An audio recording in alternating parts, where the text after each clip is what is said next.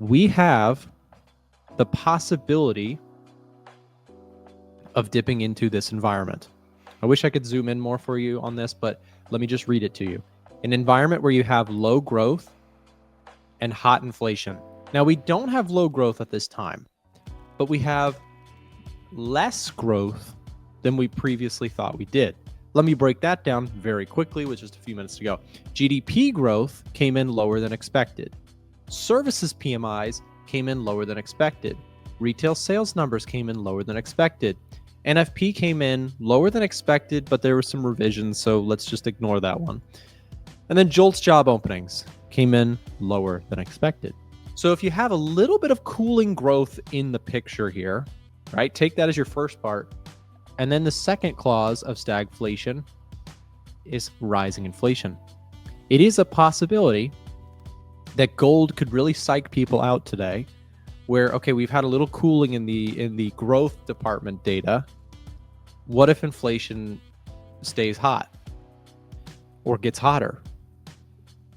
It's kind of an interesting reaction, but I would actually say that if you get an initial, gut reaction, gold goes lower off of a stronger dollar, that actually could be a dip buying opportunity. In my personal opinion, I'm not here to give you financial advice, but this environment, stagflation, is an environment where I like gold, where you have inflation, commodities generally rising in price.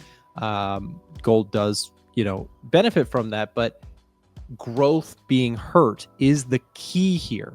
And I want you to understand that is so important to, typically inflation rising is not making gold going up. It doesn't make gold go up by itself, because if you have high growth with that, the Fed can hike interest rates and that kills the story for gold.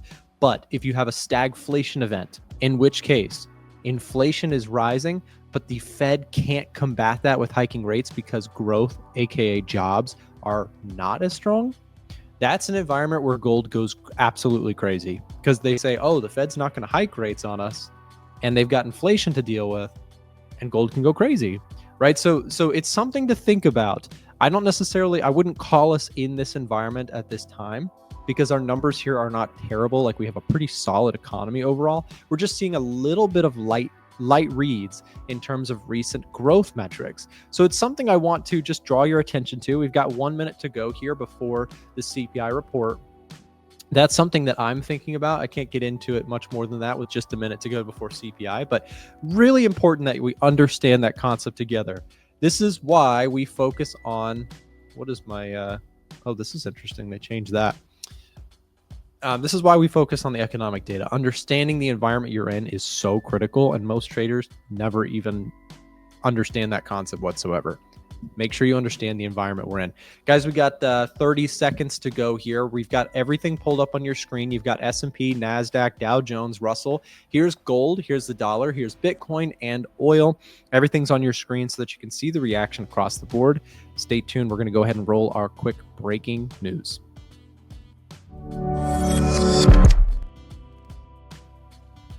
All right, guys, we'll see what happens with CPI. Please be careful. Don't over leverage. Don't throw yourself into financial debt on a CPI report. You wouldn't be the first, and there are tons of people who do that, so please don't do it to yourself. Okay, CPI data should be coming out here in just a moment. You've got Russell lower here, Dow Jones lower. Looks like our NAS and S&P completely stalled out. Dollar is higher. Gold initially lower. That's going to suggest that the inflation number did come in hot. Oh, there's our S&P. Look at that, S&P and NAS down here initially. What are we looking at? Okay, we're looking at a pretty good sell-off in NAS and S&P, down just shy of 1%. We've got gold down 1%, silver's down 0.7. Let's take a look at that number.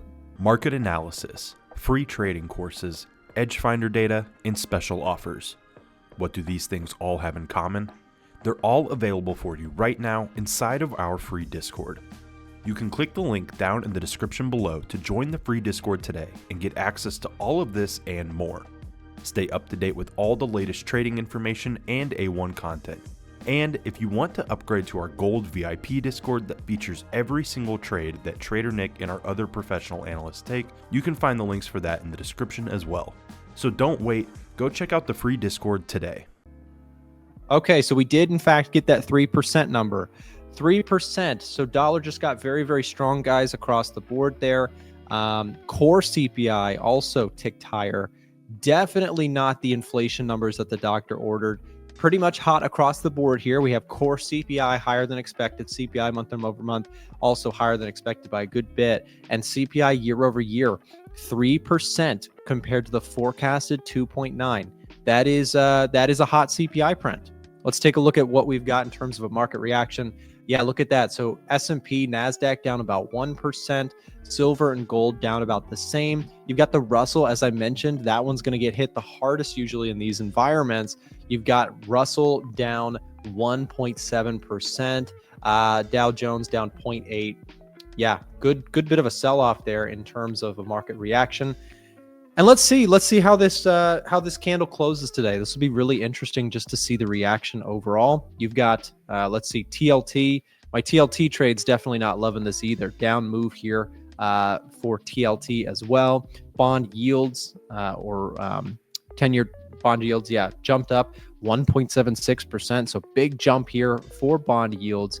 Again, inflation stickiness is problematic for markets. You've got NASDAQ down 1% here today. And let's take a look at the daily chart. I mean, you guys know where I've been with this. The NASDAQ, the S&P 500, they've just been really tough for me because there's just nothing to do here. It's so choppy, so range bound. Would love to be a buyer if we had a bigger sell-off, if we continued lower. But with that inflation report, I wouldn't be surprised if we do see a little bit more of a slide here for some of the indices. Again, Dow Jones. But let's watch these metals, guys. I'm telling you what. Okay, none of this is financial advice. Don't do anything I'm saying ever. I'm not here to tell you, I'm not here to do your homework. But my opinion would be, I would be actually surprised if gold didn't have a bit of a snapback today off this. Because again, what do we just discuss? We just discussed that data here. Data here is suggesting a little bit of weakness in the economy. Sorry, guys, I just had to respond to an important text here. So the economy is showing some signs of disappointment, and yet when this updates, which this data will update momentarily, well, it takes a few minutes to load in the new data. When this data populates here, guys, we're going to see a 3% read, and we're going to see this showing red because the data is going to come in hot, right? So we are now actually officially seeing the U.S. economic heat map here is flipping decidedly red, which is very interesting.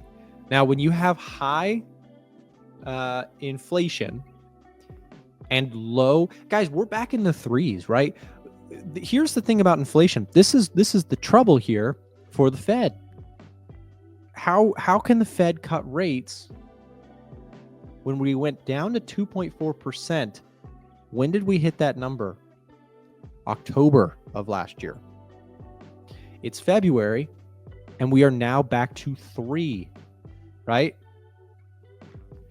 So again, where does that leave us? That leaves us with a problem. That leaves us with the Fed saying, okay, so inflation is not done. This will be, guys, the 4th month in a row where inflation rose. So yeah, markets are not loving this. Let's go back to take a look at our charts here for a second. So you've got NASDAQ down about 1%, S&P down about 0.9%, gold down about 1% off of this, Bitcoin down about 0.8%. Dollar index loving this, obviously. How's my dollar CAD trade? Dollar CAD trade's trying to come back from the dead. I've been in this. I'm long dollar CAD like right here, so I'm not in profit at all, but bouncing back a little bit. We'll see where that goes. Yen pairs. Let's see where we're at with those. So you had, where's dollar yen? I'm looking for dollar yen. Yeah, look at this, dollar yen snapping higher here with that higher than expected. Again, CPI print. I did take a short position on Swiss yen, so that hasn't really moved from where I took the trade. Dollar Swiss, look at this. Dollar Swiss looks great once more. This looks like it's trying to potentially break out. And again, I wouldn't be surprised if we do get some dollar bullishness here. I mean, we're looking at an environment where inflation is rising and other central banks are looking to cut rates. This seems very, in a way, dollar bullish in a, you know, why do I say it's weird or confusing? Well, it's because we've seen some other data. We just discussed the macro environment that we're in, right? And again, I just want to reiterate, I said this earlier and I will say it again. Most traders don't even know the macro environment that we're in. They don't even know what the macro is. They don't even know. So even if you are not a fundamental trader and you're watching this video right now, I would encourage you to know your basics. What environment are we currently in? Are we in a boom type environment, a Goldilocks type environment, stagflation or recession type environment? If you don't know those environments, if you've only ever traded in a Goldilocks environment, which I would argue has been, you know, the better half of the last 5 years or so, where you've had lots of economic growth for the U.S., but inflation has been moderately kept at bay.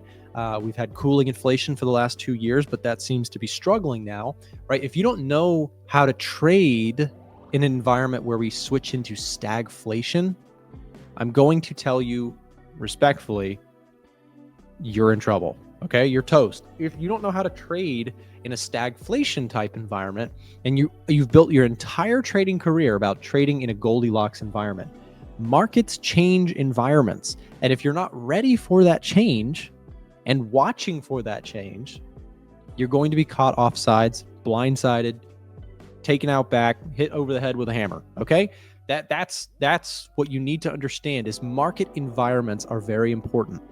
Why do I say that? In certain environments, certain charts just trend one way. Or if it flips, they start going choppy. If a change in environment happens and you're used to trading gold on the long side for the last few years because it's only been going up, and it switches into a different environment, you can really seriously not see it coming. Your whole trading system can break down. Okay, so you have to understand which environment you're in and what the economic data is currently telling you about the environment that we're in. So obviously, US dollars super strong at the moment off the back of that inflation data. I also like Nick's silver trader. I'm going to take a look at that as well. But another couple of pairs I really like are a couple of Swiss franc pairs. Right? If we start with the daily chart with these Swiss franc pairs, and hello everyone. Yeah, thank you for saying hello. We've got some really potentially nice areas of value to trade from.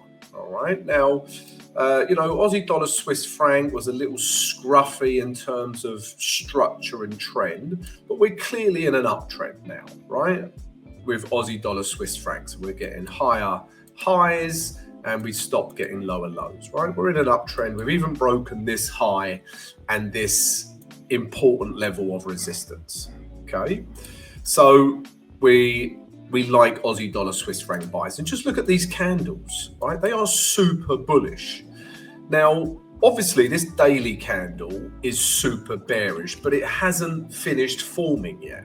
All right. So obviously news has come out. It's sent some, pairs into, flying off, but, wait for the dust to settle. Let's see what this daily candle does by the end of today, right? It's looking bearish now. You might end up with a candle that looks, something like this by the end of the day. All right, so don't jump into trades on the back of news. Now, if we look at the H4, I really need this level through here to hold, right? For me to consider Aussie dollar Swiss franc buys, because I like to be with day trend, and I also like the lower time frames to correspond with that daily direction. And this grey zone through here, this support and resistance zone, is a daily zone, but I could also put a small H4 level through here, and that's what I need to see not break. Now we've got 10 minutes before this H4 candle finishes. And if this breaks this level, then I'm simply not interested. in Aussie dollar Swiss franc sells, right? But if it holds on to these lows and holds on to H4 structure, and then we start seeing some bullish candles, I think we're at a really nice area for Aussie dollar Swiss franc buys, right? Potentially up to here, if not further. So Aussie dollar Swiss franc I like, and I also like Euro Swiss franc, okay? Again, if we start with the day chart, right? We was in this uptrend, right? We had them huge gap downs last week, which just made, you know, technical trading a little bit harder, right? It brought another, you know, dynamic into the reading of the chart. But now we're in it's clear we're back in a daily uptrend, right? We're getting higher highs, these lows held. And again, look at the bullishness of that candle, right? It doesn't get much more bullish than that, guys, right? And we're entering some nice levels here, right? To potentially take price back up to these daily highs here and this big psychological 0.9500 level. All right, so that would be my target. If we drop down to H4, you can see from the H4 candles, you know, potentially this trade has a little bit more of a retrace in it, right? Does it want to retrace to this gray zone and we start seeing a bullish reaction? Or does it want to come even a little bit further? Perhaps moving average 20 catches up to this area and we start getting bullish candles in here. But as soon as we do, I am buying Euro Swiss franc, right? If we get some bullish candles in here or even in here, I will buy Euro Swiss franc. All right, so keep an eye out for this trade, guys. I think it has a good chance of success from a technical perspective. And Nick, I know Nick was in a silver trade. I like silver buys, right? I'm just waiting for a break of a certain level. Now, if we look at daily structure, right, we're in this uptrend, clearly in an uptrend. Okay, higher lows, right, higher highs. And then look how bullish that wick is from yesterday, right? Super bullish wick that held on to this level. All right, so I think we can take price back up to these highs here. Now, I probably wouldn't go any further than that because if we look at the weekly chart, we are at a weekly resistance level here. And we're actually in a weekly downtrend, right? So I think this potentially, you know, could have some room to the downside, right? In the midterm. But right now, guys, on the day chart, I'm liking this for a buy back up to these levels. And all I'm looking for, guys, like I explained with the last trade, we're looking for daily direction. I also like the trade to be supported by the weekly view. And then I'm looking for H4 and or H1 for entries. Now, it just so happens the H4 and the H1 level is this level here, right? If we get a break of this level, right, I think we've got a really nice trade back up to these highs in here, right? If it breaks this level. And if we look on the H1, it's exactly the same level. Price has just chopped about all day, right? We've now had that news.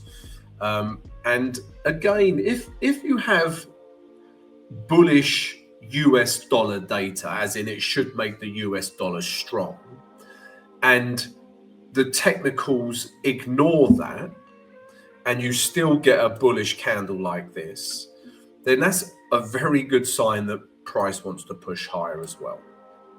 And like I say, if we get a break of this level, guys, I will start buying silver, right? Start buying in here, stops below here, take price up to here.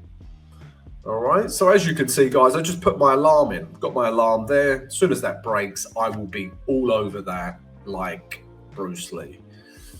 We might even get a break at the finish of this hourly candle, guys, all right? So yeah, they're the trades that I am looking at, guys. Let's take a look at what you guys want to look at. So gold. Okay, so let's take a look at gold, guys. I know it's super well traded. And let's do a top-down approach with gold, right? And when I say a top-down approach, I mean, let's start with the real higher time frame view and then work our way down to understand what we can do with gold. Now, the weekly chart, actually, I've got to show you the monthly first, because the monthly is crazy overextended, right?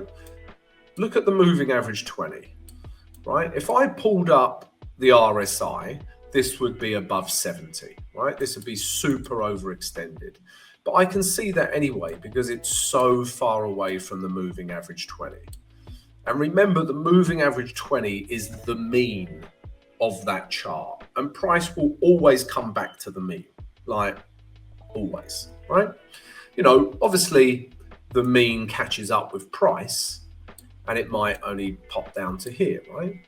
But it will catch up with the mean. Now, the weekly is just suggesting everything is very overextended, but then look at this candle. It's just buying pressure, okay? Now, if we look at the weekly chart, it will be very interesting to see how this weekly candle finishes. Right now it's looking bearish, but we've still got another 2 days, right? So we can't make any judgment on this, but from a weekly point of view, right, we're clearly in an uptrend, right? And we have bullish candles, okay? But I have to trade from an area of value, guys, and so should you, right? If I start buying gold up here, right, where are you going to put your stop? Below this level, right? There's no value up here in buying gold. I would like to see a retrace. Okay, we've got silver breaking that level. I would like to see a retrace into somewhere like here before we start buying. All right, so everything's just overextended, overbought, right? Let's go to the day chart now. And again, right, we've had this, you know, reasonably large rejection wick here, right? This may suggest we have some room to the downside. And at the very least, I would want to start trading from the daily moving average. So let's say price makes its way back down to the daily moving average 20. If we get some bullish reaction in here, I would consider buying gold. Or alternatively, yeah, price comes back down to this level in here, right? This last piece of support, bullish reaction, and then we start buying gold. There's just no value in gold at the moment, right? There's just none. So let's see what happens. And you can see on the lower time frames that, okay, it's holding there, but on the H1, okay, all right. So it's still quite bullish, but again, we'll see what happens. But yeah, too overbought for me. There's no value in gold at the moment. All right, retrace into value, we can start buying. So the consumer discretionary versus consumer staples ratio is actually really fascinating for understanding the risk sentiment to markets. So let me show you this. This is XLY versus XLP. By the way, silver is absolutely ripping, and that's awesome. What is XLY? What are XLP? Well, let me show you so we know what we're working with here. XLY is an ETF that tracks consumer discretionary stocks. Now, consumer discretionary stocks are things like Nike, Amazon, Tesla, Lululemon, right? Things like that. What are those types of stocks? Those are wants, right? Actually, maybe this is another way I could title this: wants versus needs. Now, consumers want a Tesla. They want a new pair of Nikes, but do they need those things? No. Needs are your consumer staples. Walmart, Coca-Cola. Companies, I guess Coca-Cola is a weak example, but grocery stores, things like that, things that you need to consume, right? People need these products. Now, when we compare the two, the relative performance, which is something I'm talking about a lot recently, is very interesting, and something fascinating just happened. Consumer discretionary has been leading the charge. Now, what does this mean? What does this chart going up means? It means that discretionary stocks, aka wants, are outperforming needs. People are out there spending a lot of money on things that they want. And believe it or not, that's not always an option for people. Sometimes consumers, they're hurting a little bit. Like, for example, when inflation was really big, like when we were peaking into like 8s and 9% for the US inflation data, it really hurt the consumer, and people were really cost conscious, right? In that environment, people, staple stocks probably outperformed discretionary. Now, what we've seen recently is discretionary has outperformed, but look at the recent shift in this chart. Does this make sense? Do you guys understand where we're going with this? This is showing you that recently needs, quote unquote, staple stocks are actually performing well relative to wants, aka discretionary stocks. Now, as a stock investor or a stock trader, or even as a gold trader, or even as an index trader, this is a very cool chart to study. When you see this data starting to trickle lower, that would suggest that you're more in a risk off environment. When this is rising, that would suggest you're more in a risk on environment. Does that make sense? Type yes in the chat if that concept makes sense, if you understand the chart that we're looking at. This is, again, the consumer discretionary versus consumer staples ratio that we just added to the stock box. So really cool stuff. Did you know we do a live trading show Monday through Friday with guests from all over the world? To get notified when we go live, click the bell button next to the subscribe button, or check in at 9:30 a.m. Eastern Time. We have helpful, free content in the description below and on our website, a1trading.com. Thanks for watching today's video, and we'll see you tomorrow.